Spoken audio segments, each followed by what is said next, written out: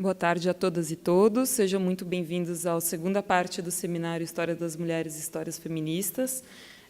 Meu nome é Isabela Rigeli, eu trabalho na equipe curatorial do museu e vou mediar a segunda parte do evento. Antes de chamar as convidadas para o palco, eu gostaria de dar 2 avisos. O primeiro é que a segunda fala vai ser feita em francês. Nós possuímos tradutores simultâneos aqui no museu, e vocês podem retirar o dispositivo de tradução simultânea. Precisa só de um documento, lá fora. O segundo aviso é que, como o último seminário, a última apresentação, nós também teremos o mesmo esquema de perguntas e respostas, sempre escritas num papel, entregues pelas funcionárias que estão circulando pelo auditório vestidos de preto. E também pedimos para as perguntas virem, se possível, em português, e destinadas pode ser também a uma palestrante específica ou a todas, e isso vai acontecer durante todo o seminário. Então, gostaria de chamar aqui a Margarete Rago. Margarete é historiadora e professora titular, colaboradora do Departamento de História e Instituto de Filosofia e Ciências Humanas da Unicamp. Ela é professora visitante do Connecticut College, foi professora, né, entre 95 e 96, e na Columbia University, em Nova York, entre 2010 e 2011. Publicou vários livros e artigos, como A Aventura de Contar-se, Feminismos, Escritas de Si e Invenção da Subjetividade, 2013, Do Cabaré ao Lar, A Utopia da Cidade, Disciplinária Resistência Anarquista no Brasil, 1890-1930, Os Prazeres da Noite, Prostituição e Códigos da Sexualidade Feminina em São Paulo, publicado em 2008. Margarete, por favor.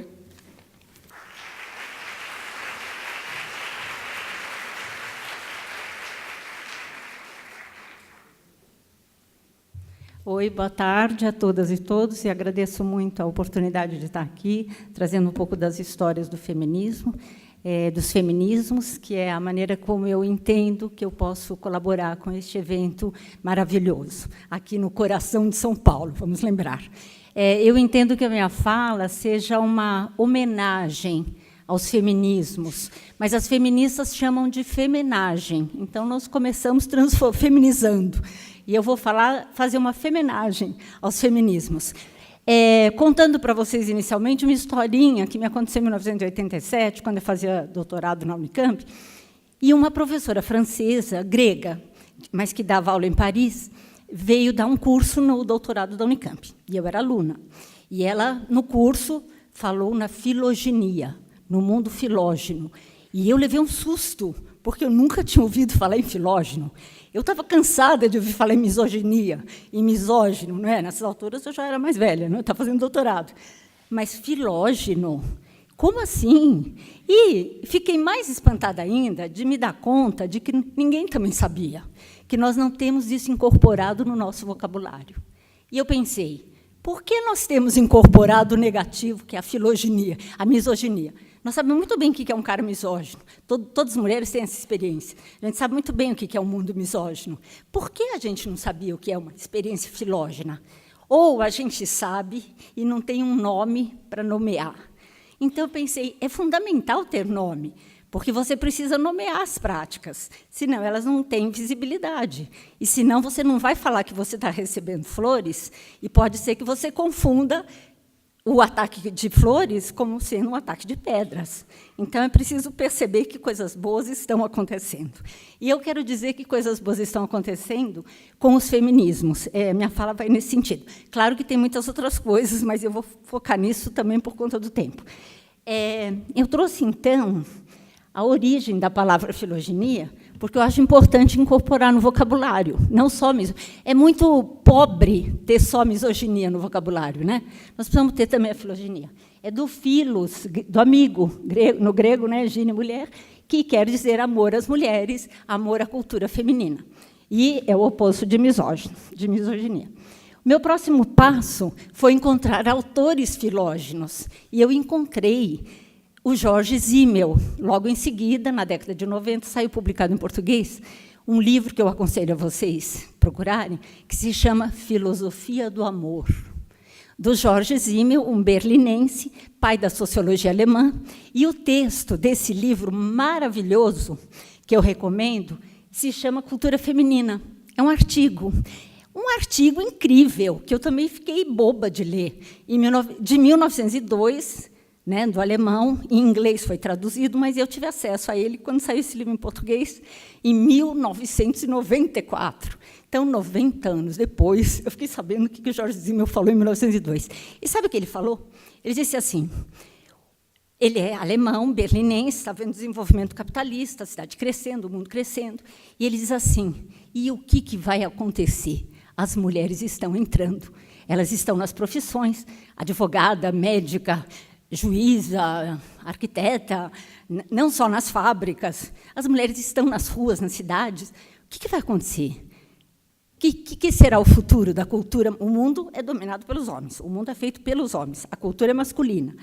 Para os homens, as mulheres estão entrando. O que vai acontecer? Elas vão virar homens? Um médico, uma médica, uma mulher que estuda medicina, será um médico? Ela vai trabalhar como médico, com os mesmos instrumentos, os mesmos métodos, os mesmos saberes. Ou, como as mulheres são muito diferentes, elas têm outra experiência, outra cultura, outras referências, não foram educadas para a guerra, não foram educadas para o exército, não foram educadas para a glória, a competição. Elas são educadas para cuidar de filho, para cuidar da família. Como disse a nossa militante indígena ontem, não é? Elas fazem tudo, não é? Elas cuidam da casa, cuidam dos homens, cuidam das crianças. Elas têm outros saberes. E o Simmel, olha, eu estou falando isso, mas eu estou parafraseando, porque olha só a frase dele. Porque as mulheres possuem, com sua constituição idêntica, uma ferramenta de conhecimento recusada aos homens. Falou tudo que ontem nós ouvimos aqui, né? Então, é um homem, é um filógeno. Então, ele pergunta assim, e o que vai acontecer? Não é? As mulheres vão virar homens ou o quê? E ele diz assim, não, eu acho que não. As mulheres vão transformar a cultura masculina, com a sua subjetividade, as suas emoções, sua outra maneira de fazer, a sua atenção aos detalhes, o seu estilo. As mulheres vão transformar a cultura, e isso vai ser um grande enriquecimento cultural. Porque o mundo racional precisa do mundo emocional, afetivo, instintivo. Claro, ele é uma pessoa do século, né, início do século XX, ele está naquela época, falando com essas categorias que hoje nós estamos criticando, como pensamento dicotômico. Mas não importa, importa que ele está dizendo, o raciocínio dele é esse, não é? Essa cultura racional, organizada, a educação para o público, será mesclada com outros aportes que as mulheres vão trazer da esfera do privado. E isso será um grande enriquecimento cultural. Bem, o Jorge Simmel está falando num momento que está tendo um debate na Viena Fin des Siècles, Gabriele, Viena, fomos para a Áustria agora. Na Viena Fin des Siècles está tendo todo um debate sobre a crise das identidades sexuais. E os grandes autores, Bachofen, Nietzsche, Winiger, estão discutindo o que vai acontecer com a cultura. As mulheres vão entrar e as mulheres são irracionais, emocionais, afetivas, instintivas.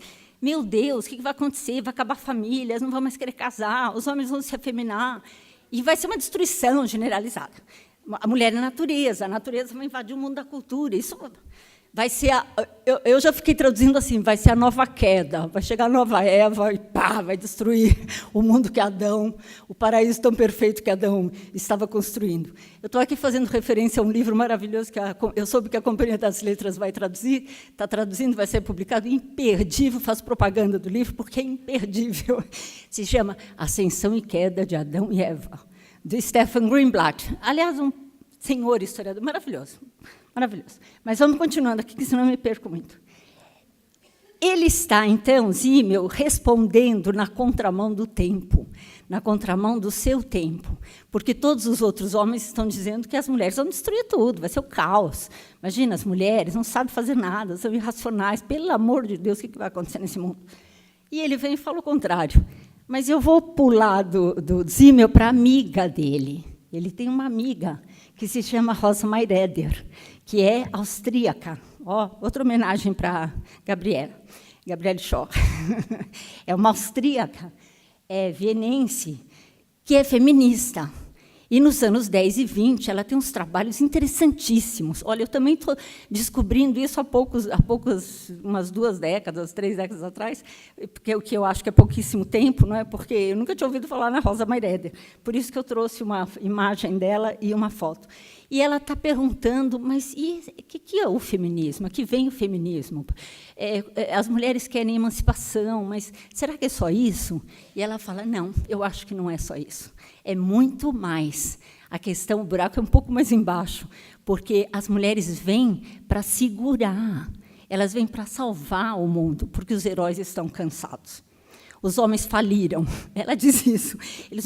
Nem eles estão aguentando o modelo de masculinidade que eles têm que viver. A carga é muito pesada. Eles estão angustiados, desacorçoados. As mulheres vêm para reconectar os homens consigo mesmos. E é para isso que vem o feminismo. Fala assim, palmas, né? Vamos dar palmas. Ó, Dona Rosa. Por favor. Né? Eu vou ler um trechinho dela para vocês conhecerem a Rosa Mayreder. Ela diz assim, nossa cultura, ela está falando em 1923, 1923, no Gender and Culture. Nossa cultura se feminilizou. Quanto mais os homens têm acesso à cultura e ao refinamento, tanto mais o modo de vida deles se parece com o das mulheres. A virilidade ostentatória, que ainda há pouco se via em certas rodas masculinas, agora parece ridícula. Olha.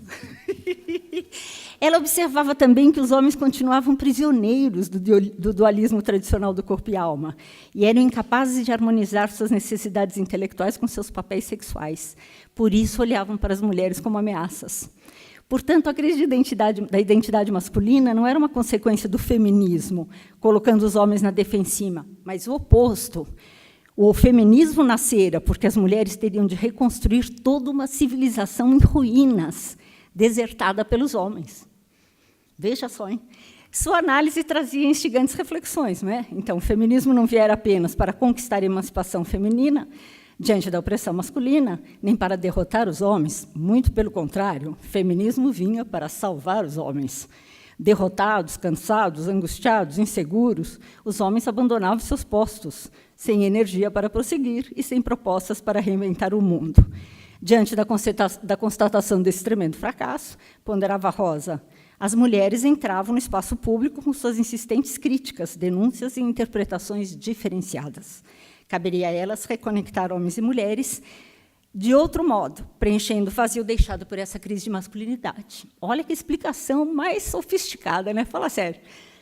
Mas agora eu vou puxar para o outro lado do Atlântico, vou vir aqui para o Brasil e trazer para vocês, para quem não conhece, quem tem menos de 20 anos, a nossa, quem tem mais também, a nossa anarcofeminista Maria Lacerda de Moura, maravilhosa, mineira, não é? Nos meios anarquistas ela é muito conhecida, nos meios feministas também, e Maria Lacerda de Moura é uma mulher absolutamente crítica, e ela é crítica também do feminismo. Ela sabe que o grande nome do feminismo liberal do começo do século, do final do século XIX para o XX, é a Berta Lutz, né, um grande nome. E ela participa de uma federação feminista, mas a Maria Lacerda rompe com ela e sai, porque ela diz é muito pouco lutar pelo direito de voto, isso é o de menos. Não é isso que as mulheres precisam, votar. As mulheres precisam ser donas das suas vidas. Que história é essa da maternidade ser obrigatória? Que história é essa das mulheres ser virgem até o casamento? Por quê? Por que o prazer sexual é para os homens e não para as mulheres? Por que o corpo das mulheres não lhes pertence? Que história é essa desses médicos? Olha o que eles estão falando, que as mulheres são inferiores. A medicina está justificando a exclusão que a religião faz das mulheres só porque Eva carregou o Adão. Que história é essa? E ela está, então, muito indignada com as teses do Dr. Cesare Lombroso, que, aliás, eu conto para vocês que ganhou um shopping agora.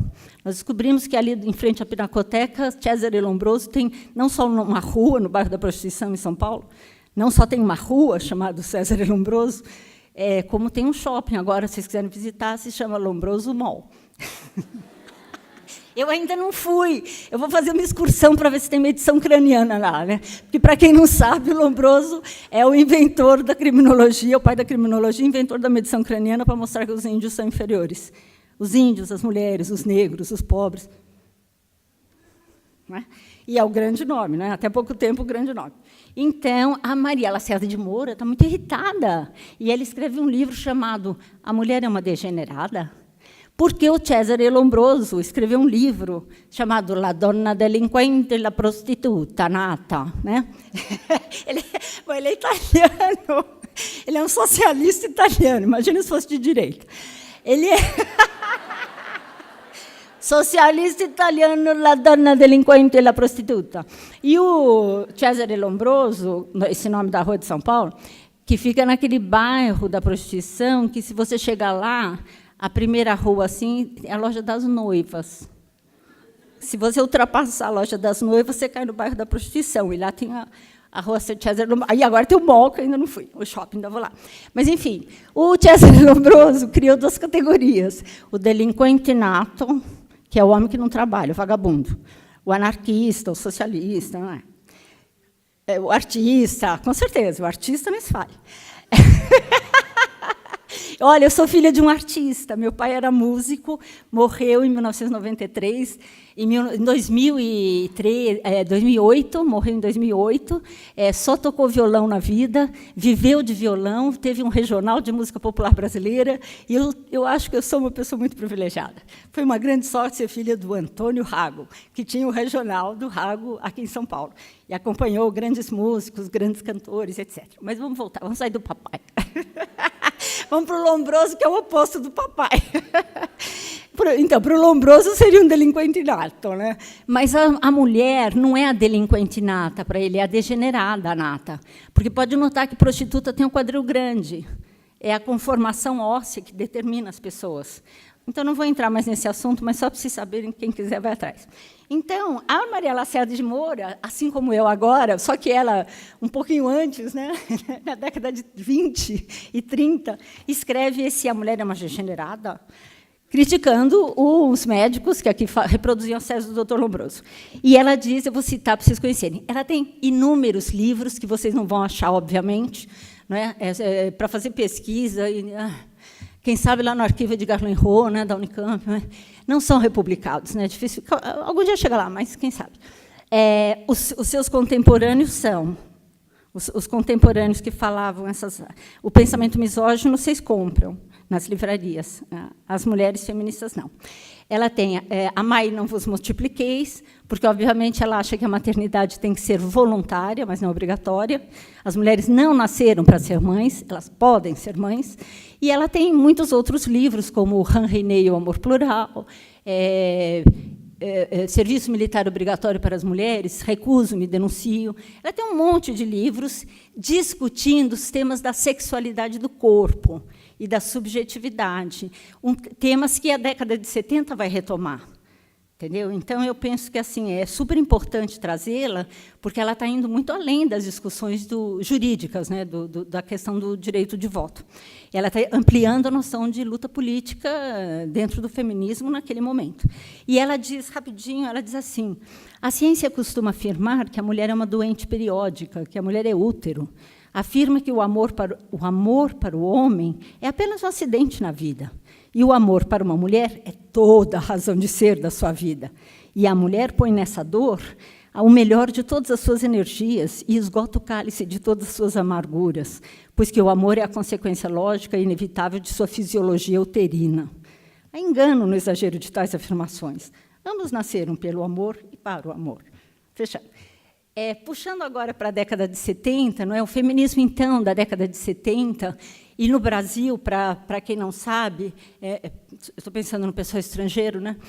O feminismo renasce, se reorganiza, totalmente vinculado às lutas contra a ditadura militar.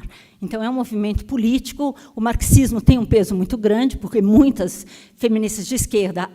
Quer dizer, é um momento em que o grande pensamento crítico, até pelo menos a década de 70, no Brasil era o marxismo, né? Então, é um movimento que tem muitas militantes de esquerda que saem dos seus grupos, dos partidos, ex-presas políticas, exiladas, que saem, e também que encontram as jovens nas universidades, que agora já estão vivendo um outro processo, que é uma modernização muito grande que acontece no país a despeito da ditadura militar. Uma modernização conservadora, mas é uma modernização. Então, não é à toa que, em 1971, vem a Beth Friedan, que já foi citada aqui, né, que foi chamada de feia pelos rapazes do Pasquim, de esquerda. Direita nem se fale, né? Se a esquerda está chamando de feia, imagina a direita. É degenerada nata, né? Ao mesmo tempo que vem uma Beth Friedan para o Brasil, falar de feminismo e tal, da mística feminina, é interessante também que uma revista da grande imprensa, que vocês encontram aí, que é a Revista Nova, em 1972, está discutindo, tinha uma sessão de sexo, discutindo, amiga, você sabe onde é o clitóris? Você já ouviu falar em orgasmo feminino? Ora, anos de chumbo no Brasil, nós estamos vivendo anos de chumbo, uma repressão violentíssima, uma ditadura horrorosa.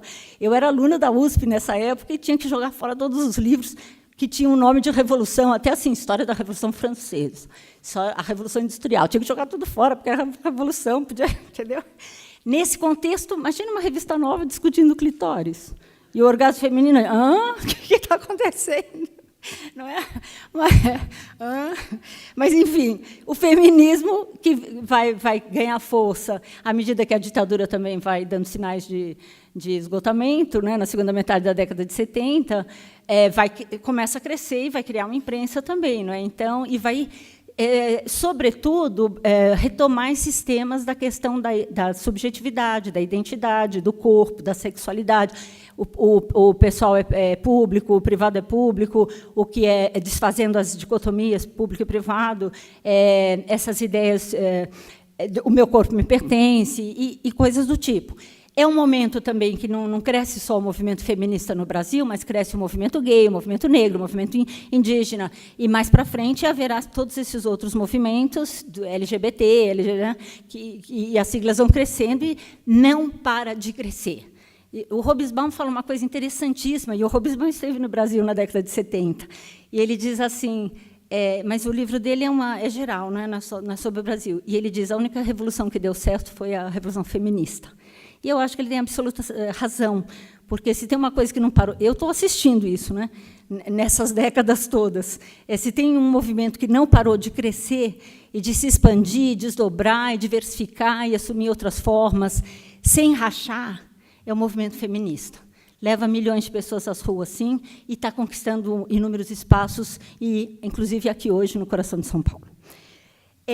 Então, vale lembrar que não é também nem dos anos 30 e nem da década de 70 essa questão da discussão da sexualidade pelo feminismo. O feminismo começa lá no começo do século XIX, né? E, ao longo do século XIX, há toda uma discussão sobre os modelos de feminilidade e os processos normalizadores que confinavam as mulheres na esfera privada, na família e nos filhos.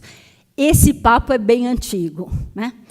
Mas a crítica à identidade mulher se radicalizou nesse momento, na segunda metade da década de 70, porque nós também ficamos mais informadas. Né? Apareceu um Michel Foucault, um filósofo, falando em dispositivo da sexualidade, mostrando que a sexualidade é capturada pela moral, pelos códigos normativos, respaldados pela ciência, entendeu? E vão criando... só para vocês terem uma ideia, nesse momento a gente fica sabendo que a noção de perversão sexual é de 1886. O século XVII e XVIII não tem noção de perversão sexual.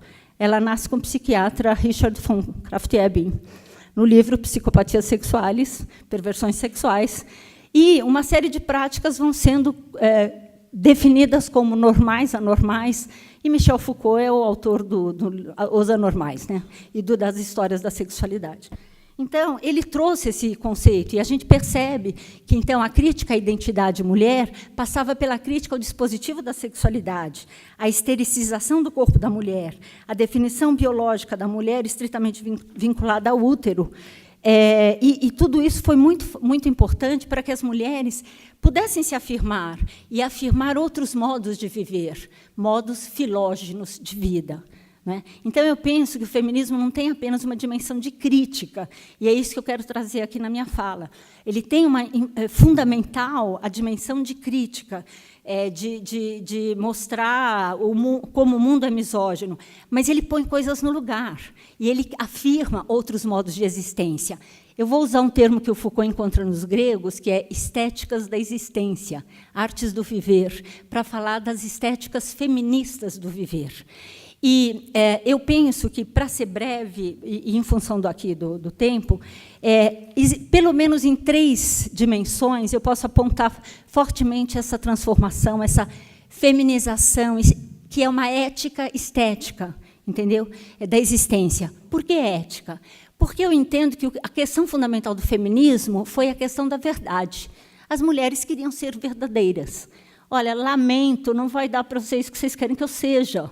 Eu não sei se eu quero ser mãe, não sei se eu quero casar com 20 anos, eu não sei se eu quero ficar em casa cuidando de nenê. Eu quero ser o que eu quero ser verdadeira. Então, acho que a questão da verdade é uma questão ética fundamental que os feminismos incorporaram. E os feminismos trouxeram políticas da subjetividade. Ora, em 3 aspectos, eu acho que são inúmeros aspectos, eu vou para ser sucinta, e eu quero mostrar umas imagens para vocês. Nós podemos dizer que houve essa grande transformação na produção do conhecimento. E aí eu estou pensando nas artes também, porque eu entendo que as artes também sejam formas de conhecimento. As mulheres transformaram profundamente, não é? Nós estamos falando em história do corpo, história da sexualidade, história do medo, história do cheiro, história da criança, história da família, que, quando eu entrei na USP para fazer história, em 1967, não existia. História era público, era guerra e o mundo masculino, ponto. E ninguém falava disso, ninguém nem percebia que era isso. Então, houve uma ampliação, e a ciência, na minha opinião, ela é fundamental, porque ela precisa dar elementos para a gente pensa com conceitos. A gente não enxerga a realidade tal e qual, né? A gente enxerga mediado por conceitos. E esses conceitos precisam ser entendidos. A gente precisa saber com que conceito você está olhando. Senão, cada um enxerga o que quer e vira um caos. Então, o feminismo trouxe conceitos, trouxe uma epistemologia feminista, uma filosofia feminista. Isso alterou tudo. Nas artes, nós estamos vendo aqui, eu vou trazer 3 artistas para falar um pouquinho mais. Mas quero dizer também que ele alterou, e nisso é o imaginário social, mais do que a produção do conhecimento, que eu estou querendo mostrar. É uma maneira de pensar que está tornando o mundo filógeno. Tanto que eu estou podendo aqui falar dos temas que eu estou falando, e assim como todas as outras que me antecederam e que vão me suceder. Há um espaço possível para isso, é isso que eu estou falando. O feminismo trouxe também uma outra concepção de amizade. Eu não sei se vocês sabem, mas as mulheres são consideradas incapazes de amizade na tradição do pensamento filosófico ocidental. Somos filhas de Eva, somos bruxas, entendeu? E as mulheres são competitivas, invejosas, giram em torno de homem, só ficam disputando, elas são incapazes de amizade. Eu estou falando do Aristóteles ao Montaigne e aos nossos dias. E o feminismo mostrou o contrário, porque o feminismo só é possível porque as mulheres são amigas, e se tornam amigas e solidárias e cúmplices. E sem essa solidariedade, não é possível vencer e se opor a um mundo que é pautado pela competição, pela concorrência, cada vez mais com o neoliberalismo. Bonito, né? Para as feministas, para a minha homenagem. Eu estou só trazendo. É muito linda. Quem estiver interessado, a Marilda Ionta fez um doutorado conosco na Unicamp, As Cores da Amizade. Lindíssimo livro, sobre a amizade feminina, discutindo tudo isso que eu estou falando, com detalhes, né?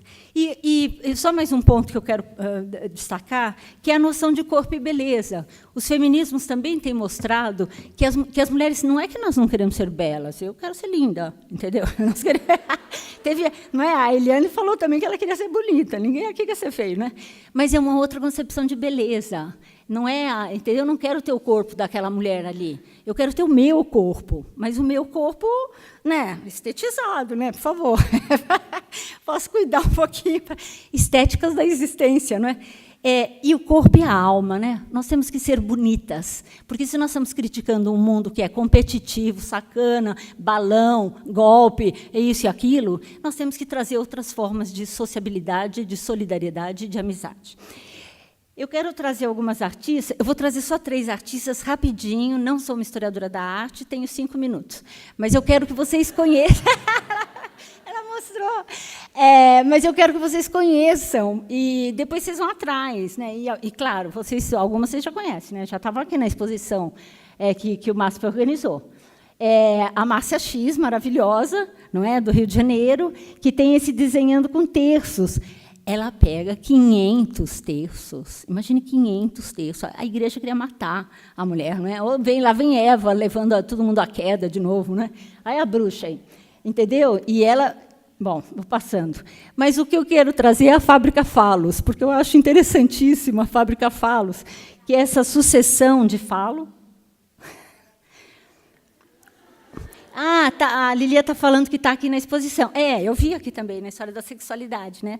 Então, eu estou trazendo porque eu acho que a Márcia X tem uma maneira muito feminina de lidar com o falo. Claro, é uma crítica ao falocentrismo, é uma crítica ao modelo de virilidade, é tudo isso que a gente pode interpretar. Mas, assim, é uma brincadeira também, porque o pênis tem pompom. Você junta o erótico com o infantil, e isso provoca risada, inevitável. Ou então você pega uma coisa que pode ser obscena, horrorosa, aí você põe santinho, põe medalhinha, você introduz o religioso, obviamente, a gente pensa no que era o falo nas culturas arcaicas, né, nas culturas antigas. Né? Aqui já tem um casal ali afetivo, né? E aqui tem um sadomasoquista, enfim, tem uns casais aí também. Tem um que é narcisista, que ele fala narcisista, gosta de ficar se olhando no espelho, cor-de-rosa. E assim, bom, eu vou passando rapidinho os caminhas-sutrinhas, que são bonecos sem cabeça, que estão ali, né? Estão na boa. É uma instalação que ela fez, e você aperta um pedal, e os bonequinhos... Tic, tic, tic, tic. E essa eu acho o máximo, que essa é a Barbie. É a Barbie deitada no rabo do coelho. Aí você aperta o pedal, o rabo do coelho faz assim, ó. O Tunga ia gostar da masturbação feminina. Eu quero trazer também essa exposição que eu vi em Nova York, amei, da Cara Walker, incrível, mulher maravilhosa, bonita, inteligente, tudo. A Subtlety, or The Marvelous Sugar Baby. Foi feita numa fábrica, estilo a Fábrica União nossa, só que chama Dominó, nos Estados Unidos, a Dominó, que é uma fábrica de açúcar, como se fosse a nossa União, sabe, Açúcar União? Que estava fechando. Então, para encerrar, eles deram açúcar para essa artista fazer o que ela fez. E ela fez The Marvelous Sugar Baby, que é essa escrava negra, branca. Ela é negra, mas ela é branca, né? E ela é gigante. E ela é a guardiã da memória, e ela é poderosa, mas ela é escrava. Não é? E as escravas, a gente sabe muito bem a história de estupro que elas têm. Então, ela também está de 4, e os seus órgãos sexuais estão expostos. Eu queria dizer para vocês que Subtlety, que é o nome da exposição, nos séculos XVI e XVII, os reis, quando eles faziam jantares, eles ofereciam carnes, peixes, e, entre uma coisa e outra, eles ofereciam docinhos pequenininhos de açúcar, chamados subtleties, que é o nome da... Só que ela fez a subtlety. É gigante, é totalmente sassá. É imenso isso aí, imenso. E o subtlety, eles davam para as pessoas, e eram desenhos, eram imagens, eram bichinhos, às vezes eram recadinhos para os opositores. Não é? Bom, e para encerrar, eu quero trazer a nossa Rosana Paulino, também maravilhosa, que está aqui, tem exposições aqui, está acontecendo. Não é? Rosana tem inúmeros trabalhos, eu só trouxe 2 imagens, porque por conta do tempo, e acho que o meu objetivo não era a história da arte. A Ama de Leite, né? Eu acho que assim, uma história que foi falado muito aqui já, do sofrimento feminino das mulheres negras, escravas, e essa história horrorosa. E os bastidores em que ela traz essa... vejam como é feminino também, porque ela lida com aqueles bordados das avós, né? Linha, coisa antiga, mas, ao mesmo tempo, falando do silenciamento das mulheres. Acabou? Acabou? Então, eu deixo para vocês, para o futuro, para uma próxima, para falar dos desafios. Porque eu penso que o mundo é misógino, sim, mas o mundo também está se tornando filógeno. E nós precisamos ter olhar para perceber esse mundo. O que não quer dizer que as conquistas estejam garantidas, nem quer dizer que está tudo resolvido. Não, não está nada resolvido, mas, pelo menos, nós estamos começando a falar e pensar que nós podemos trabalhar com as políticas da subjetividade, porque nós estamos formando jovens, formando crianças, e nós podemos formar pessoas filógenas. E também penso que nós temos que entender também esse recado desses grupos que estão discutindo a política do comum, porque eu acho que, se a gente ficar muito individualizado e se pensando como as empresárias de si mesmo, investindo no seu capital humano, como quer o neoliberalismo e o nosso mundo capitalismo, a destruição é total. Muito obrigada. Tchau.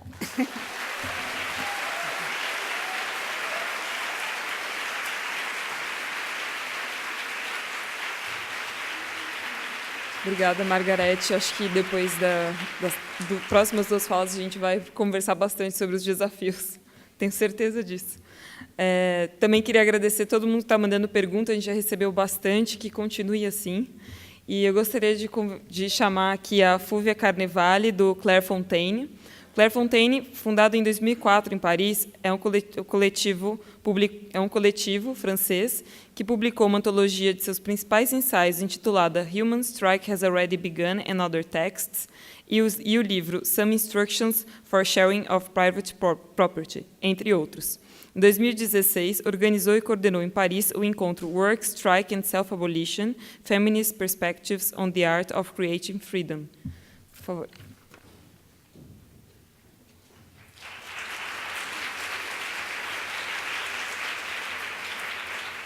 Je n'ai pas de mots pour vous dire comment je suis heureuse d'intervenir ici cet après-midi, mais j'étais beaucoup plus heureuse avant que Margaret fasse sa merveilleuse intervention, parce que là, je pense que je n'arriverai pas à vous conquérir de la même manière, même si je mets tous mes efforts là-dedans. Donc, je veux aussi vous faire part de quelque chose qui est très intime, mais peut-être c'est le bon contexte pour en parler, parce que je sens que cette salle est pleine d'affection, d'intelligence émotionnelle et des choses qui sont très rares. C'est qu'en regardant les présentations des intervenants précédents, des intervenantes précédentes, je me suis dit que j'étais peut-être pas en train de rendre service à notre travail, parce que moi je travaille dans un collectif qui est mixte, on est un homme et une femme,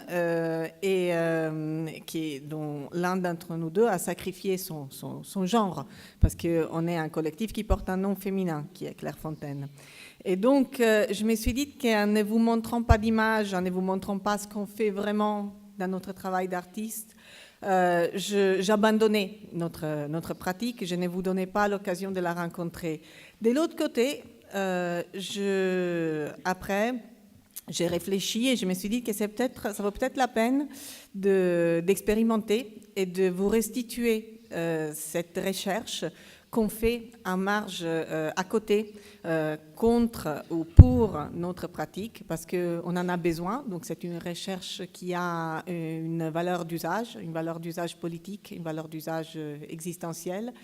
Et c'est une recherche qui tourne surtout autour des thématiques féministes qui viennent d'une matrice particulière qui est celle du féminisme non réformiste des années 70 en Italie, qui a évolué bien sûr et qui fait partie d'un corpus théorique maintenant assez large. Mais ce sont des recherches qui ne sont pas académiques, ce sont des recherches qui ont une valeur expérimentale et existentielle, donc j'espère que vous serez en mesure de les apprécier de cette façon-là. Je vais commencer en lisant 2 citations qui viennent d'un livre de Carla Lonzi qui s'appelle « Tu peux y aller », dont je vous parlerai par la suite. La première, c'est Carla qui parle et qui dit « Maintenant, je n'ai aucune intention de laisser tomber, évidemment, et je comprends pourquoi une femme peut laisser tomber.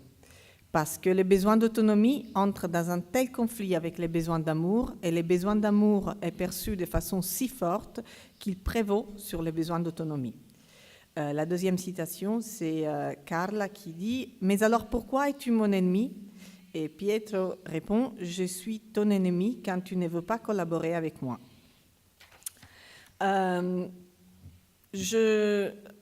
En vous présentant ces réflexions, je me suis dit qu'il fallait aussi les mettre en situation.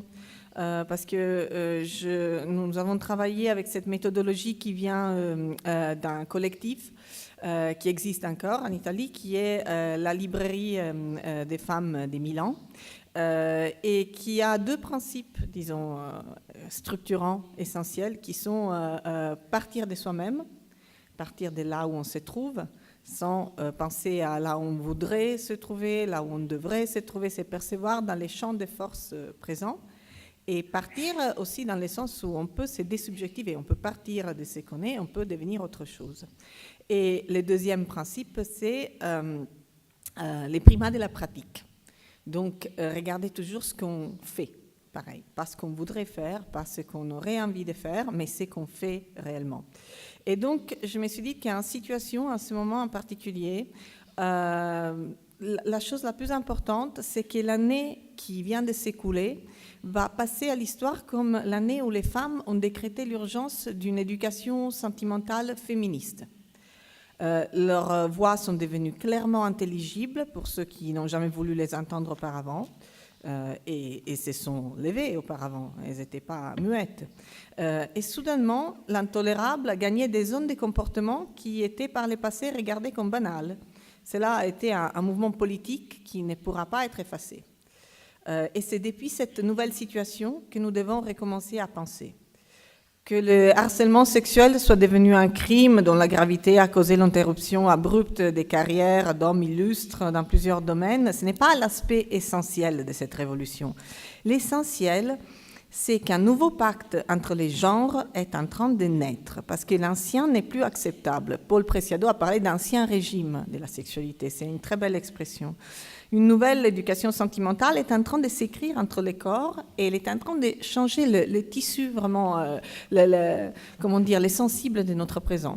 Le capitalisme cognitif a rendu beaucoup plus lisible et plus compréhensible, même pour les hommes, le travail émotionnel qui est fait par les femmes. Pour le dire avec les mots de Bifo, qui a écrit un livre qui s'appelle « L'âme au travail », je ne sais pas s'il est traduit en portugais. Au jour d'aujourd'hui, l'âme de tout le monde doit être mise au travail, mais la façon spécifique dans laquelle les âmes des femmes sont exploitées a été maintenant clairement exposée au public. L'exploitation émotionnelle n'est pas seulement une conséquence accidentelle du travail des soins, qu'il soit rémunéré ou pas, qui est majoritairement fait par la partie féminine de la société. On pourrait avoir des considérations ethniques aussi, évidemment, sur cette question. Les femmes doivent porter un fardeau spécifique, au-delà de la maîtrise des techniques affectives et de la générosité désintéressée de leurs services. Elles doivent se rapporter avec la façon dans laquelle elles sont désirées, objectifiées, et reléguée au silence par les hommes. Ce n'est pas une opération qui a toujours du succès, mais c'est une opération qui est à l'œuvre. Je cite Carla Lonzi, ça c'est un texte de 1974 qui s'appelle « Crachons sur Hegel ». Début de la citation, « Un homme fantasme d'abuser une femme pendant un rapport sexuel. Cela est interprété comme le résultat de la répression opérée par la civilisation qui l'a amené à s'exciter dans un crescendo de violence. Même dans ce phénomène, nous voyons une vérité latente différente sur l'inconscient masculin. Les femmes sont réellement utilisées dans l'acte sexuel. Si une femme refuse d'être prise, elle renvoie à l'homme une image magnifiée de sa virilité et donc de son pouvoir. » Fin de la citation. L'exploitation émotionnelle croît et prospère dans les terrains vagues de la zone grise, là où le consentement n'est pas nécessaire, mais tout d'abord, il n'est pas excitant.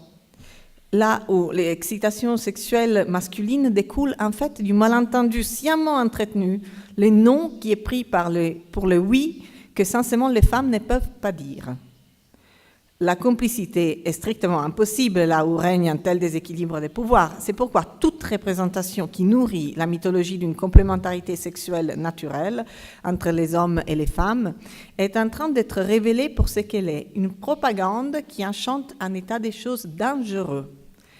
Tout notre univers esthétique, les mots des chansons que nous écoutons quand on va au supermarché ou n'importe, quand on allume la radio, l'histoire, la littérature, la culture en général et la morale avec ses résidus vont être passés au crible une fois que le patriarcat sera montré pour ce qu'il est. Une mutilation de l'humain, une destruction systématique de la vie en commun, pour les hommes et pour les femmes. Les livres de 1980 intitulés Tu peux y aller, dialogue avec Pietro Consagra, c'est une transcription fidèle des conversations entre Carla Lonzi et son partenaire de 15 ans, l'artiste Pietro Consagra, avant de se séparer. Impitoyablement enregistrés, ces échanges révèlent la complexité de ce qui est en jeu entre les genres et plus douloureusement la façon dans laquelle ils ont interprété et se sont appropriés leur expérience d'un amour qu'ils ne peuvent plus partager. L'art est vu par l'ancienne historienne de l'art et critique qui était Carla Lonzi avant de se consacrer entièrement à son engagement féministe comme un hold-up aux dépenses de la vie. Un vol d'intensité et de possibilités qui, au lieu de confluer dans des expérimentations existentielles, politiques, s'est cristallisé dans des œuvres d'art pour qu'on puisse capitaliser sur elles. Une forme d'amour qui soutient ce type d'opération lui semble impossible. Je la cite, « Je veux un amour », elle le dit pendant la première session d'enregistrement, le 25 avril 1980, « qui soit amour de mon autonomie ». Qui ne soit pas amour de mon service et de ma dépendance. Fin de la citation. L'amour comme force créative, capable de libérer les deux genres de leurs limites, de leur emprisonnement, est ici opposé à l'amour comme reproduction du travailleur, dans ce cas l'artiste. Mais tout d'abord, les couples apparaissent dans cette discussion comme une sorte de métaphore, un théâtre dans lequel les forces de la société se montrent. Le travail, dans son acception professionnelle, le travail d'amour, sont les deux pôles autour desquels la discussion se déroule. Lonzi souligne les besoins de vivre, de partager la liberté, et Consagra défend la position de l'artiste qui tranquillement cannibalise les relations pour créer ses œuvres. Je cite un extrait, c'est Lonzi qui parle, elle dit « Si on donne la priorité à la production de l'œuvre, au détriment du rapport humain, le rapport humain, inévitablement, ne peut pas s'épanouir parce que les deux choses sont en compétition. Le rapport humain est instrumental. Cela est généralement vrai. Quand les conflits se manifestent, comme entre moi et toi, moi je n'ai aucune chance parce que toi, tu donnes plus de valeur à l'œuvre d'art et toute la société est derrière toi. Le fait que je sois scandalisée ne te dérange pas du tout parce que tu es intégré dans la société. Donc tu ne vois aucun abus dans les relations humaines parce que c'est totalement accepté et que rien ne compte sauf l'œuvre d'art. À partir du moment où tu me ressens comme un élément négatif, tu dis « il vaut mieux que je sois seule ou que je cherche d'autres types de contacts » car ce sont des contacts et non des relations. Alors tu dis bien, je vivrai sans relation humaine, mais dans cette atmosphère des rêves que tu as toujours emporté avec toi, qui est la marque de ta culture, quelle qu'elle soit, et que tu penses qu'elle t'aidera à créer ton œuvre d'art. Fin de la citation. Lonzi démasque donc dangereusement les démons du travail et les rapports de force entre les sexes cachés dans l'amour. Les femmes, explique-t-elle, ne se sont rebellées contre aucun mythe de la société, car dans leur vie privée, elles sont toujours écrasées, irréalisées et opprimées. Parce qu'elles ne peuvent même pas atteindre les seuils de la vie avec une stabilité suffisante, parce qu'elles commencent avec un handicap. C'est ça qui est intéressant, et ce n'est peut-être plus vrai aujourd'hui, ça reste à voir, et recherchent un amour et une relation avec les partenaires. Mais cette relation ne se fera que d'une manière qui renforce les partenaires, l'aidant à affronter le monde d'une position plus forte. Les femmes donnent à l'amour une valeur indépendante et les hommes lui donnent une valeur instrumentale. Je la cite à nouveau. Et puis les hommes, écrit-elle, récupèrent cet amour comme une valeur absolue dans les arts, dans la poésie, dans les œuvres qui vivent et grandissent dans les non-relations. Donc l'homme, après l'avoir empêché de vivre l'amour, offre à la femme son symbole sous forme d'objet. Fin de la citation. La sublimation impliquée dans le fait de faire de l'art semble politiquement inacceptable à Lonzi. Consagra ne peut pas la contredire. Il prétend même qu'un artiste a besoin de la complicité de son partenaire pour aller de l'avant. Consagra dit « on ne peut pas voler pendant que l'autre regarde ». Et quand Lonzi lui demande un autre exemple, il dit « on ne peut pas faire l'amour avec quelqu'un qui siffle ». Ce qui est intéressant dans ces dialogues, c'est que Consagra, en tant qu'homme, semble incarner le travail et ses valeurs, et Lonzi, par contre, représente un désir de radicalité, un besoin de démasquer la violence des dynamiques productives et la possibilité de vivre une vie sans cadre, une vie qui s'interroge et s'intensifie sans se cacher derrière des obligations, des habitudes, des opportunismes, une vie qui est une véritable œuvre d'art, en fait. La fin du livre atteint les points où les adieux deviennent inévitables. Je cite à nouveau, c'est Lonzi, « Je ne sais pas comment le nommer, nous déjeunons avec les sentiments que tu dois aller à l'atelier, tu reviens au soir avec les sentiments que tu dois recharger tes batteries, et les matins tu es à nouveau à l'atelier, même lorsque nous sommes à l'île d'Elbe en vacances, tu ne veux pas grimper sur les rochers parce que tu veux travailler sur un dessin, sur un projet, sur quelque chose, et tu m'accuses de voler le temps de ton travail, que tu me consacres, c'est les repos de l'après-midi, nous ne marchons pas autour de l'île, nous ne faisons pas de promenades, nous ne rencontrons des gens que uniquement et exclusivement pour ton travail. Nous avons restreint le monde pour nous-mêmes aux gens qui s'intéressent à ton travail. Qui qu'il soit, intelligent ou idiot, mais c'est le travail qui compte. Tu dois comprendre que toute notre vie est structurée par le travail, mais toute, que nous sommes jamais ensemble pour nous-mêmes. C'est juste une pause, un repos du travail, les moments vitaux, conscients et actifs. La terre promise est le travail. Tu n'as pas d'emploi du temps, tu n'as pas d'emploi, en fait, tu n'as pas d'obligation, et tu t'es créé une situation plus contraignante que si tu avais un travail et un patron. Fin de la citation. Consagra répond alors, alors toi tu fais un programme pour la vie, tu le fais toi les programmes, et à cette réponse, toute la tragédie se déroule. Lonzi veut échapper à la logique même du programme, elle ne veut pas internaliser les obligations et structurer un plan. Elle dit à Consagra combien tout cela la désespère, et dans les dernières lignes du livre, nous la voyons lui demander, mais tu me comprends au moins? Et Consagra répond, bien sûr. C'est à quoi elle répond, maintenant tu peux y aller. La position de Lonzi et son intransigeance vis-à-vis du travail, du couple, de leur économie partagée sont aujourd'hui obsolètes, naturellement. Ces désirs de pureté, d'être en dehors de tout compromis possible avec la société, est indéfendable à présent, plus qu'elle ne l'était à l'époque. Mais la présence capillaire des femmes dans la société, le fait qu'elles travaillent, de fait, est un cadeau immense que nous avons reçu des luttes féministes, et l'implication de ces pouvoirs récents peut maintenant être comprise plus profondément et de manière créative.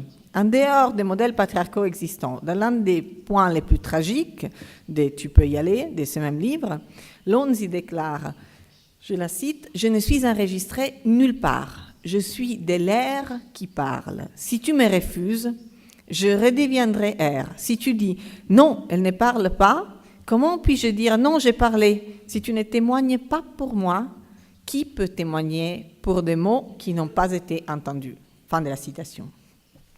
Dans l'introduction à son cours intitulé « Autoconscience, les pratiques de l'inconscient dans le féminisme italien des années 70 », qu'elle a donné entre 1996 et 1997, Lea Melandri écrit que, je la cite, « La conscience avec laquelle on voit dans les années 70 la relation entre hommes et femmes produit un tremblement de terre dont les conséquences n'ont pas encore été analysées. » 20 ans plus tard, de fait, elle affirme que quelque chose qui est sans doute en train de se produire, affirme ça, mais quelque chose qui est en train de se produire sous nos yeux maintenant.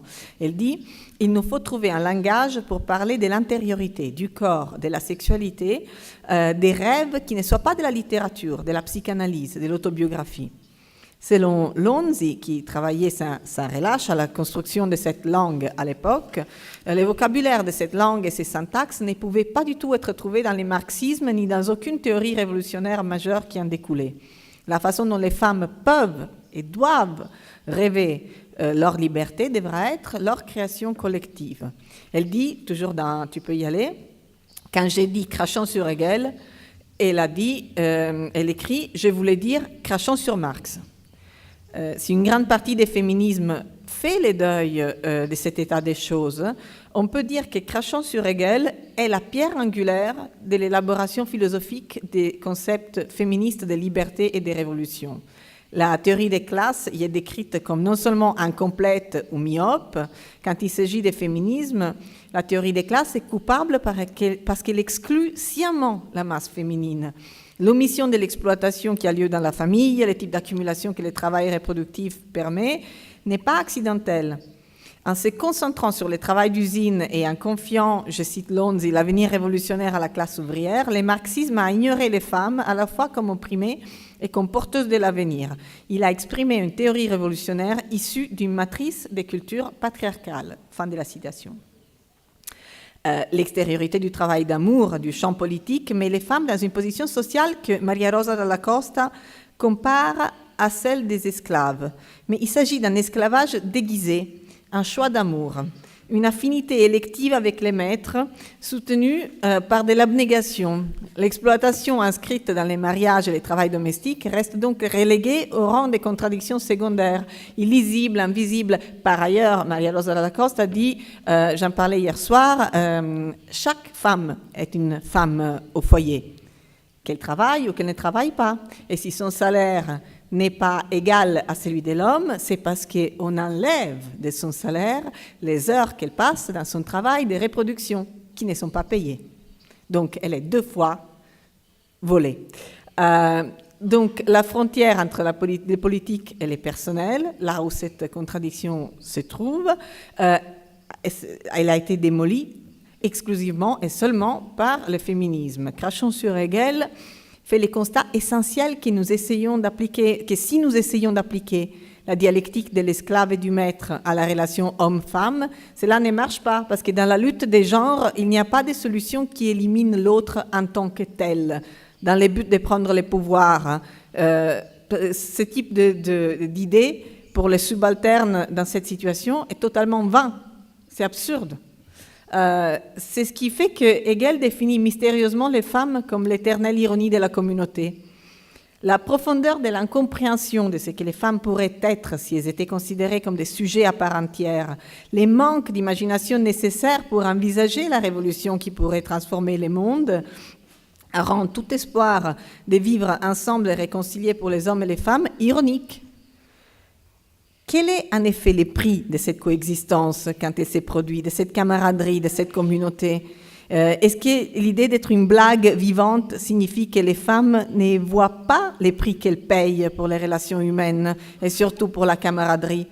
Et si c'est le cas, pourquoi c'est ainsi? Il y a un travail politique d'amour à faire, et non seulement pour que la famille reste ensemble, mais pour que toute formation humaine reste ensemble, y compris les communautés en lutte. Ce travail est fait par les femmes et il est tourné en dérision par les hommes. Maria Rosa Dalla Costa explique dans The Work of Love, le travail d'amour, qui est publié à quelques années d'intervalle de Crachon sur Hegel et La femme clitoridienne et la femme vaginale de Lonzi. Ce sont 2 livres qui sont publiés ensemble. Depuis, je la cite, depuis la seconde moitié du XIXe siècle, il est devenu fondamental de représenter l'amour de la femme comme la nécessité incontournable pour sa propre survie, de satisfaire par son travail les besoins de toute la famille et surtout du mari. Nous disons qu'une telle nécessité de satisfaire les besoins des autres pour satisfaire les siens était mystifiée dans l'espoir des femmes dans l'esprit des femmes, en tant qu'amour, parce que c'est une idéologie spécifique de l'amour que le capital a établi et maintenu pour justifier le travail domestique non rémunéré. Et dans la mesure où cela concerne notre analyse ici, nous pouvons synthétiser cette idéologie du travail domestique comme celle d'un travail d'amour. C'est avec l'amour, en fait, que le capital justifie les niveaux de travail monstrueux faits par les femmes en échange seulement de la survie. Celles qui aiment s'offrent sans mesure. Fin de la citation. Les femmes ont été donc conditionnées à voir l'amour non pas comme un moyen, mais comme une fin en soi, poussée par les prétextes biologiques que les paradigmes de l'amour désintéressé est la maternité, et que la maternité est la condition de la perpétuation de la vie. Être mère est un travail qui peut se résumer dans le fait de se rendre de moins en moins nécessaire chaque jour pour ses enfants, en disparaissant en tant que tel par le travail même que l'on fait, pour être ensuite abandonné. Celui-ci est le cycle physiologique de la maternité, et dans une économie capitaliste, cela apparaît comme une perte nette. Mais si elle est considérée en dehors du cycle du travail reproductif en tant qu'activité créatrice, cette capacité à envisager l'amour de manière non cumulative et anticapitaliste pourrait être une ressource vitale pour le féminisme.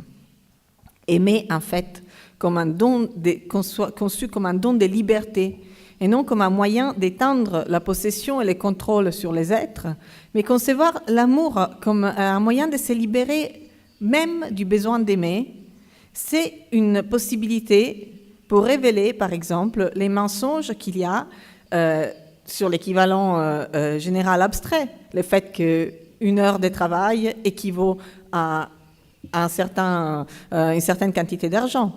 Cette chose n'est pas vraie, de fait n'est pas vraie, et cet excès de travail, cet excès d'amour qui rend la vie possible, qui rend les luttes possibles, montre comment cette légende, cette absurdité par laquelle nous sommes tenus est caduque. Les hommes considèrent historiquement l'amour hétérosexuel comme un moyen d'accroître leur puissance, d'être soutenus, assistés, accompagnés dans leur voyage productif à travers la vie. Les femmes ont été obligées à voir l'amour comme un pur moyen et ont pu lutter malgré ou grâce à lui, comme l'explique très clairement les mouvements Wages for Housework, salaire au travail domestique. On en parlait tout à l'heure, grève ou chômage, elle dit Maria Rosa Dalla Costa, le travail d'une femme n'est jamais terminé. C'est-à-dire qu'il n'y a pas de grève possible dans ces travails, chose qui n'est pas tout à fait vraie. Historiquement, la solution des femmes pour compenser leur insatisfaction avec la politique traditionnelle a été d'exporter leur éthique du double travail dans l'espace militant et de s'engager dans un double militantisme, faisant partie des groupes mixtes où les questions politiques générales étaient abordées et en même temps d'un groupe féministe non mixte.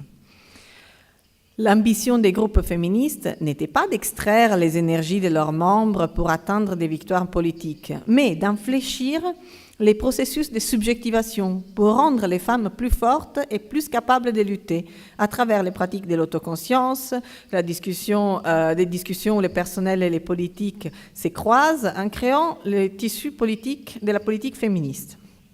Cette expérience a été définie du double militantisme, a été définie rétroactivement comme une forme de schizophrénie et a conduit de nombreuses femmes à l'abandon du parti ou de groupes militants mixtes afin d'être pleinement présentes dans l'espace féministe.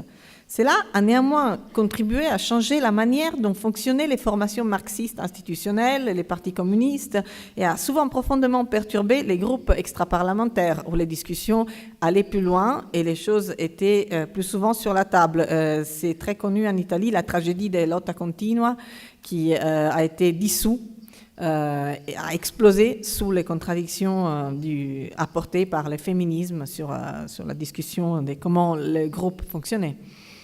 Dans une précieuse déclaration de 1976, Grazia Francescato, qui était un membre de Rivolta Femminile, qui était le groupe fondé par Carla Lonzi, déclare que le féminisme affirme la nécessité de faire du travail politique même à l'intérieur des superstructures, précisément pour aboutir à la révolution totale, à une libération globale de l'être humain.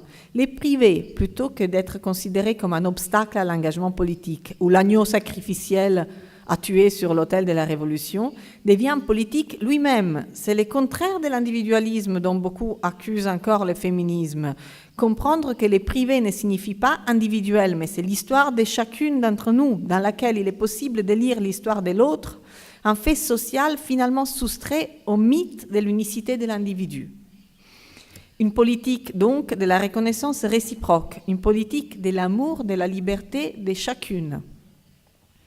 Au cours de ces dernières années, les niveaux accrus de répression et de criminalisation de tout type de mouvements politiques a créé dans les groupes militants la priorité guerrière de maintenir une position pour opposer les pouvoirs, ce qui se fait par une politique qui n'a aucun aspect existentiel ou presque et ne contribue certainement pas à un processus subversif de désubjectivation de ses protagonistes masculins et féminins, ni à aucune pratique de la liberté.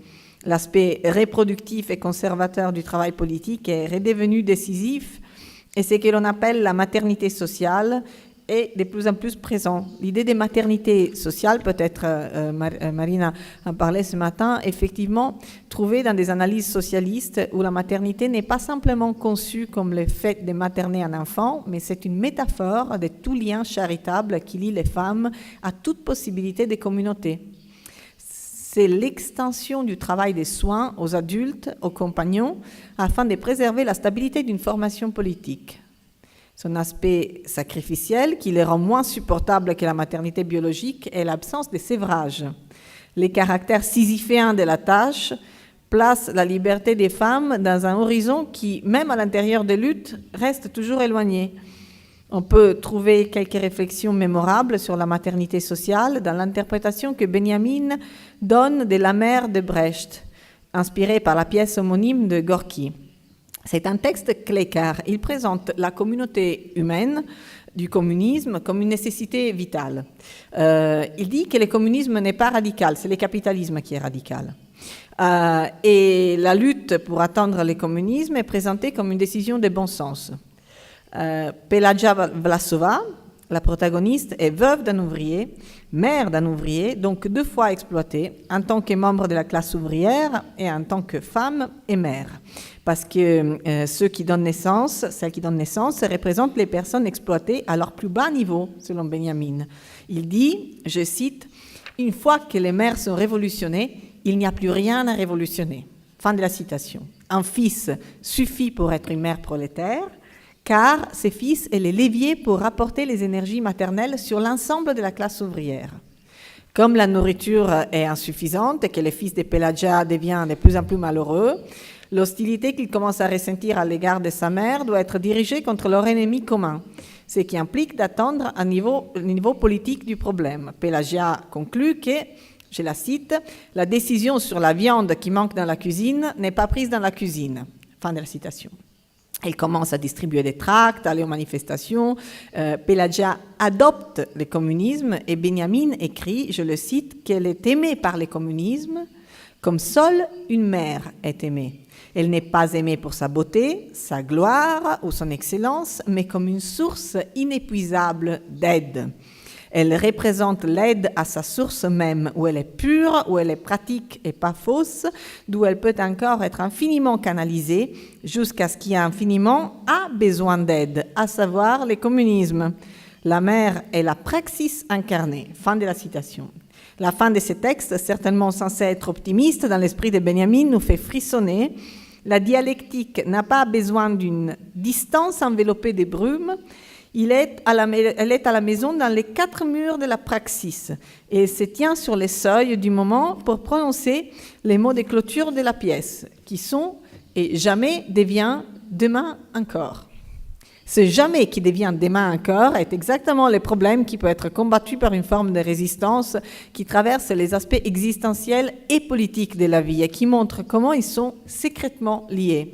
C'est une lutte, une forme de grève, on parlait de la nécessité de créer des nouveaux mots, des nouveaux concepts, nous l'avons appelé la grève humaine. Le concept de grève humaine que nous avons élaboré a été conçu pour donner une lisibilité politique aux comportements des refus qui sont déployés hors du champ strictement professionnel. Fortement redevable à la partie du féminisme italien qui est liée à l'ère anti-réformiste, le concept de grève humaine part du point de vue selon lequel une grève est avant tout un acte de désubjectivation, de se séparer de l'identité qu'on a. Une distance prise par rapport à comment sa profession, son genre, sa classe et sa race sont perçues. Parce que l'espace de toute grève est d'abord la distance qui permet aux gens de devenir étrangers à leur propre travail et à leur identité des producteurs pendant un certain temps afin de transformer leurs conditions. La hiérarchie est momentanément suspendue par les refus de ces travailleurs de se comporter comme d'habitude et cela a des conséquences sur les processus de subjectivation et de désubjectivation qui se déroulent pendant la lutte. Imaginez la lutte elle-même comme une pratique de liberté et non comme un processus de libération, est la clé de cette idée. La grève humaine est une forme d'amour révolutionnaire dans la mesure où c'est un moyen sans fin, un moyen qui porte sa fin en soi, dans le sens où en se produisant, elle change directement les conditions des gens qui en font partie. La grève humaine est un mouvement défonctionnalisant On n'est plus utile quand on se met en grève humaine. On ne fait plus les choses serviles qui sont incluses dans les rapports humains qui nous oppriment. On n'a pas les réflexes de répondre par quelque chose d'asservissant à une attente qui nous emprisonne dans une position subalterne. La grève humaine est un mouvement défonctionnalisant, je disais, car elle attaque précisément la logique de l'instrumentalité, dont sont victimes le plus souvent les femmes, la désobjectivation, l'investissement libidinal de la vie dans son ensemble, et non pas en tant que masse fragmentée des tâches et des routines, sont ses objectifs. L'idée de concevoir une vie comme la voulait Lonzi, une vie qui a du sens, une vie dont chaque partie est organique, n'est pas liée à l'asservissement d'un but particulier, qui soit les pouvoirs, la réussite professionnelle, etc. C'est une vie qui est une vie pleine, une vie immanente. La grève humaine est définie comme humaine dans un sens amoral, car elle est la plus générique, potentiellement universelle, que n'importe quelle grève générale. Du point de vue de l'observatoire que la grève humaine nous donne, nous pouvons donc nous demander comment se reproduit la force travail qui reproduit qui reproduit la force travail. D'où vient l'énergie pour le travail de reproduction sans fin, esclaves et non rémunérés? Parce qu'il y a des énergies, et je vais conclure là-dessus, et vous confier cette réflexion, qui ne sont pas seulement drainées par l'hostilité de la réalité sociale qui nous entoure, mais aussi par les luttes politiques dans lesquelles on s'engage. Même les luttes féministes. Et ces énergies ne sont pas renouvelables. Et ce sont la force rêve, la force espoir, la force lutte et la force amour. Pour les renouveler, pour les recréer, qu'on le fasse consciemment ou pas, on se met en grève humaine. Donc, je vous invite à réfléchir à ça et à imaginer que l'idée des énergies renouvelables n'est pas seulement liée à la planète, mais elle est liée à chacune et à chacun d'entre nous. Que les forces et les énergies qui vont porter au changement radical de ces mondes sont à l'intérieur de chacun et de chacune de nous, et que les préserver par une réaction au système d'oppression qu'on subit dans les relations et dans tout contexte aujourd'hui, est notre devoir. Notre devoir vers nous-mêmes et vers les autres, et c'est en plus le seul espoir. Et que nous, on appelle ça la grève humaine. Merci.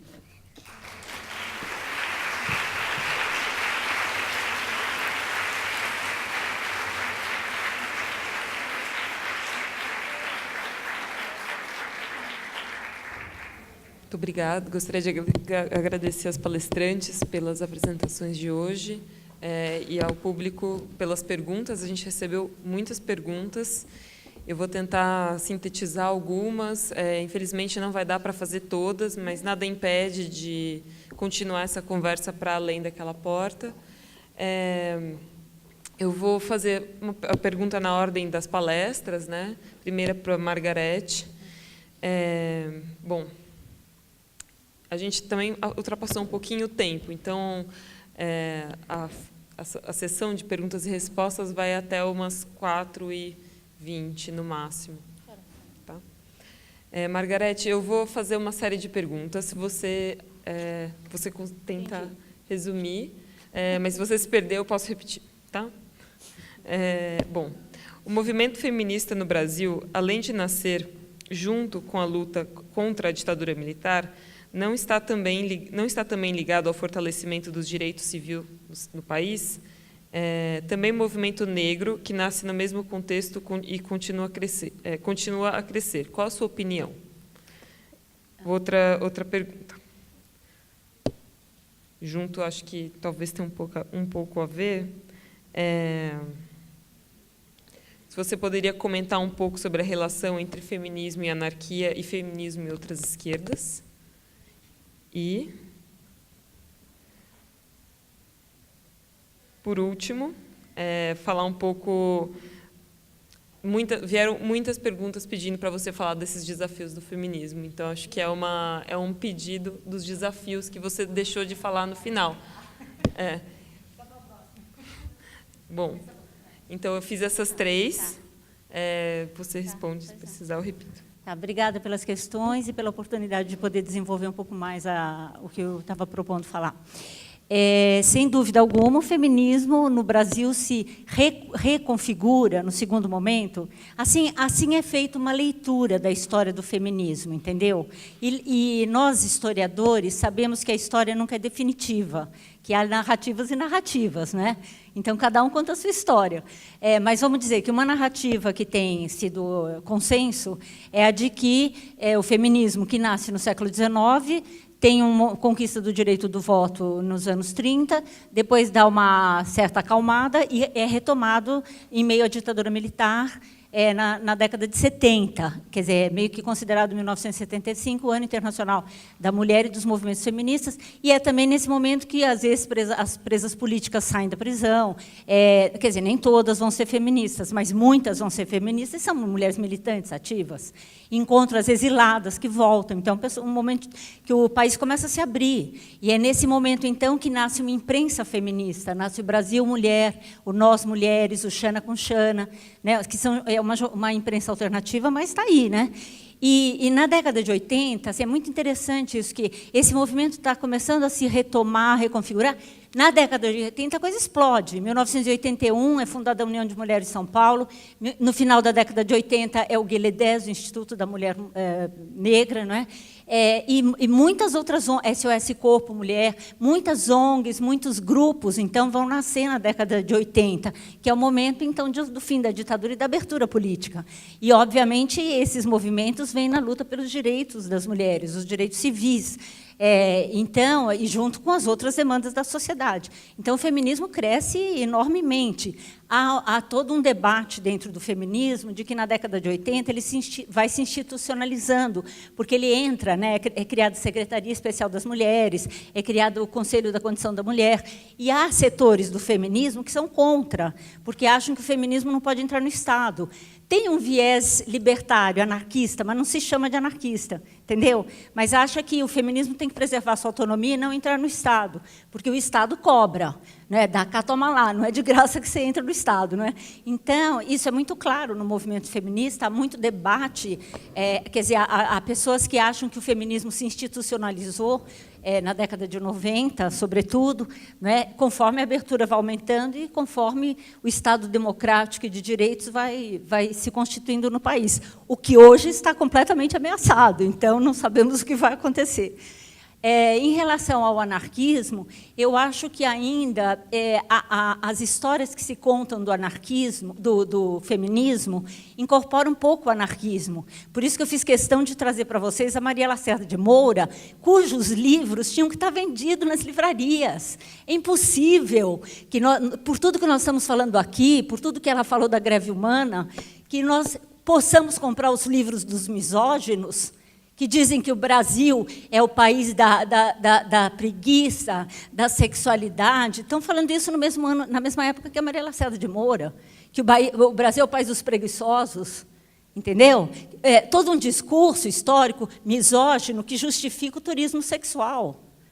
Não é? Quer dizer, que está na nossa história, e nós estamos comprando nas livrarias esses livros, mas não estamos comprando a Maria Lacerda de Moura.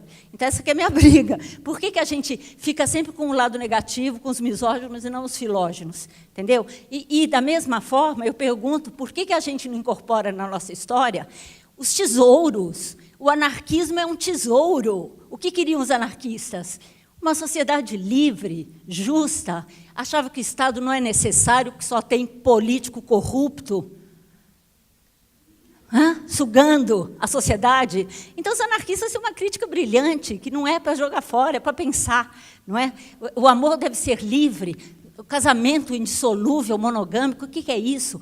Eles estão falando disso no século XIX, no momento que está nascendo a família burguesa. Porque a família da corte, do século XVII e XVIII, não é assim. Há uma ruptura no século XIX. Não existe a mãe moderna, a mãe 24 horas na sociedade de corte do século XVII e XVIII. Isso é do século XIX. Nós somos herdeiros do século XIX. É isso que nós queremos? Os anarquistas são críticos disso, assim como são os socialistas, são os comunistas, cada um com a sua maneira de pensar as transformações. Mas o que eles estão propondo? Uma sociedade da igualdade, inclusive de gênero. Você pode dizer que eles têm conservadorismo? Sim, claro que tem. Nós somos desse mundo, nós não somos de outro. Mas eles não são de direita, né? Eles não vão matar homossexuais. Então, eu acho que faz muita diferença. A Maria Lacerda de Moura discute a prostituição. Ela não quer matar as prostitutas. Usar e matar, não é Coca-Cola. Ela está discutindo, ela é uma crítica do capitalismo. Então, é isso que eu estou pensando, que falta ainda a gente incorporar um pouco essas histórias, e a história é fundamental. E eu só queria lembrar que até 1970, eu tinha 20 anos em 1970, a gente não tinha história. História das mulheres. O que era a história das mulheres? Cleópatra. Fala aí uns nomes que vocês sabem. Maria Antonieta. Princesa Isabel, responsável pelo fim da escravidão. Acabou. Eu só quero contar uma coisinha para não alongar demais. Tem uma pós-doc na Unicamp que eu acho que vocês deveriam conhecer. Ela tem sites. Carol Murgel. Ela estuda música. Felizmente, a FAPESP apoiou o mestrado, doutorado, pós-doutorado dela. Sabe quantas compositoras da música popular brasileira ela descobriu agora, no pós-doc? Quer dizer, agora não, faz 20 anos, né, aquela pesquisa, mas ela fez um pós-doc. A FAPESP, então, não, agora ela está publicando, trazendo. Compositoras da música popular brasileira, do século XIX para hoje, 7.500. Quantas vocês conhecem? 5. Chiquinha Gonzaga, Maísa Matarazzo, Nora, como que é aquela? 5. E a Rita Lee, termina com a Rita Lee. Porém, todo mundo canta. Eu canto muito bem, viu? Não vou cantar porque vai dar tempo. Mas uma dessas cantoras, compositoras, se chama Bidu Reis. Nós cantamos as músicas dela, mas a gente não sabe de quem é. A gente pensa que é de um homem. Porque os homens disseram que as mulheres tinham o cérebro pequeno, né, doutor Lombroso? Não conseguiam compor. Então, na música... E o Brasil é o país da música. Impressionante, né? Obrigada, Margarete. Desculpe. A gente queria depois ver você cantar. Depois eu volto. Então, os desafios são esses. Esses são alguns dos desafios. Depois eu continuo. Eu vou seguir com as perguntas para Fúvia. Fúvia, você poderia explorar um pouco a ideia de greve humana? A greve é virar estrangeiro?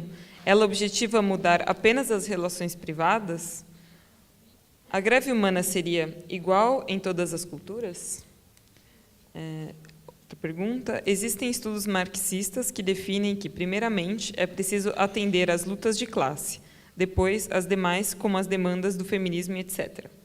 Gostaria de saber sua opinião sobre isso, se não é necessário se atualizar para que se encaminhe todas as demandas em pé de igualdade, por exemplo, e se é correto nós chamarmos o feminismo esquerdista ou feminismo marxista.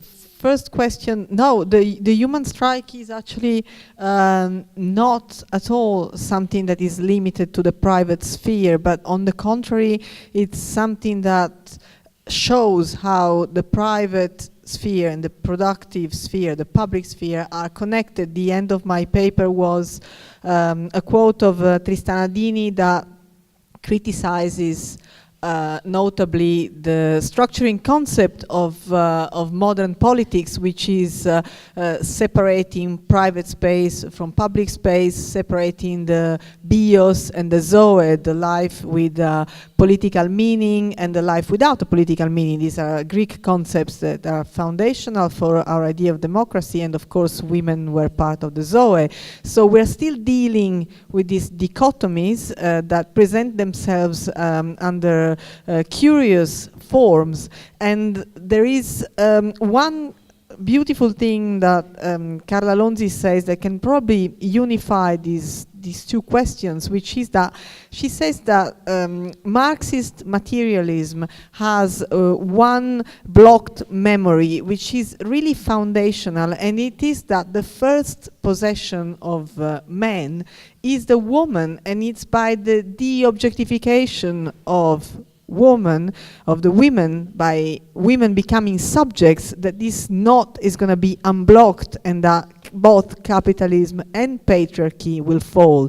So you see very well that there isn't such a difference and such a distinction between private and public. This is something that is entertained for some specific purposes that I have tried to explain, talking about domestic work as a generalized hidden economy, and talking about the economy generally of heterosexual unions that persists, you know, because a part of the Me Too movement is also a kind of liberal defense of one's borders, right? As necessary to be protected in this idea of the liberal individuality. So there is a lot of work to be done to destroy these separations, and Human Strike's aim is to destroy capitalism, is to show that classes are a fiction and they are something that is supposed to fall, and that we can and we must change in order to transform radically things. This partly answers the second question, which was about Marxist feminism, right? Do I have to develop more, or it's enough? Okay. Thank you. Agora, algumas perguntas para a Minu. A mulher muçulmana é mais oprimida do que a mulher ocidental, ou isso é uma construção colonialista? Selma. Minu, as pessoas gostariam muito que você falasse um pouco mais sobre o ativismo feminista no Irã. Isso veio de várias pessoas. E uma terceira e última, talvez mais específica, você sabia que o Conde Gobineau também esteve oficialmente no Brasil e criou igualmente uma visão racializada dos brasileiros de uma forma igual, de uma forma geral? No caso do Islã, ele definiu mais as mulheres do que os homens nesse processo de racialização? Yes, this is a colonial construction. Oppression, exploitation, domination of women existed in many societies in various forms. But in the colonial context, we construct oppressed women, Muslim veiled women, as the object of our gaze, and that object of gaze enabled us to develop this discourse of mission civilisatrice or civilizational imperialism, where we needed to occupy this colonial, these countries, justifying that through the discourse of civilization. And that discourse is also is purchasing new value right now, because with the occupation of Afghanistan, we justified it in relation to the liberation of Afghani women. And that is also among many imperialist feminists, unfortunately, that is a discourse that we need to go and, liberate Muslim women from their oppressed situation. The more we invest in the victimization of Muslim women, the more it becomes really attractive. It creates surplus value. So in that sense, I think we created subject position, right, power, invested power, in certain kind of subject position by constructing the other as oppressed, right? It's just very complex, but very appealing discourse. It functions really well right now because we see ourselves constantly as the subjects of gaze, right, and in power, in relation to the kind of veiled other or racialized other that needs to be liberated, that needs to gain what we gain, what we know. It also creates a hierarchy of knowledge, right? What we know is way more, liberating than what the indigenous women in many parts of the world know. So it's come up, some of these genealogies that we have created in feminist discourse are very much related to this construction of otherness that is constantly repeating, producing otherness and collapsing it with femininity. And your second question, Michael, sorry, I'm jet lagged, though. My memory is really short. So, A segunda pergunta, yes, on the women's movement in Iran. So in Iran, women's movement became very strong during the time of the Iranian Revolution. Before the Iranian Revolution, many women took part in the kind of a transnational discourse of guerrilla movement, right? Many women participated in leftist or Islamic guerrilla movement, as well as lots of women participated in the revolution. Of course, there was no homogeneous ideas of what women wanted, and that is why it became very problematic when in the aftermath of the revolution. So, and women were on all sides. They're part of the Islamic nationalist movement, and that movement transformed into a kind of reformist movement, the liberal movement. Sometimes when we think of, state-formed feminism in Iran, we think that this is an entity which is very different from liberal feminist discourses that we have. I've written a piece called The Unintended Consequences of Equality Within Difference, because the Islamic discourse claimed for a different position, but equal position for women. And women used that very creatively to put the Islamic State or that discourse of difference into crisis. So, which is really interesting. I can give you, information on that piece. But then after the Iranian Revolution, again, women activists were in all, were part of the different movements, secular feminists, leftist feminists, Islamic feminists, and so on. And in certain moments since 1979, they started to collaborate and they created coalitions with each other, like reformist women with secular women. They started to work with each other. For example, during the kind of election of 1999, there was a huge coalition between women. But also women, in the context of that, in the post-revolutionary context, started to really take part in everything, in re-inscribing the Islamic ideology. Many filmmakers actually made very good use of. We have at least 16 Iranian directors, women directors, who have produced, who have created movies that are wonderful, that are dealing with issues from sexual harassment to political citizenship, to questions of passing, to questions of sexuality, and so on. There's a really fabulous activism around that. It's not only concentrated on one we call street demonstrations. These forms of activism are taking place in many different sites. And there is definitely a Islamic feminist discourse that is emerging, not only in Iran, but in many parts of the Arab and Islamic, and as well as in diasporic communities, that is very strong, that is really using, even though it is constructed within the context of Islam or Islamic ideology, it is actually negotiating not only questions of equality, but also questions of difference, what it means to be different, because there are certain really interesting ideas in the Islamic ideology. For example, in Shia Islam, you're supposed to pay a woman if she breastfeeds children, right? This is something that Maria della Costa had the idea of women's, if we start paying women for their childbearing and childbearing, then the whole capitalist economy will collapse, right? The whole capitalist economy would collapse. That was the argument of many Italian Marxist feminists like Maria della Costa and so on and so forth. So in the context of Islamic ideology, that is legitimate, right? And now Iranian women are saying, okay, why don't you pay me, right? Pay me for that. So that discourse, I think, is putting into crisis not only the Islamic ideology, but the discourse of modernity, which is going beyond the questions of difference, right? Beyond questions of difference. So in my view, this is very interesting. So the third question or point was really also interesting. Again, please, forgive me for my jet lag. Eu vou ler de novo.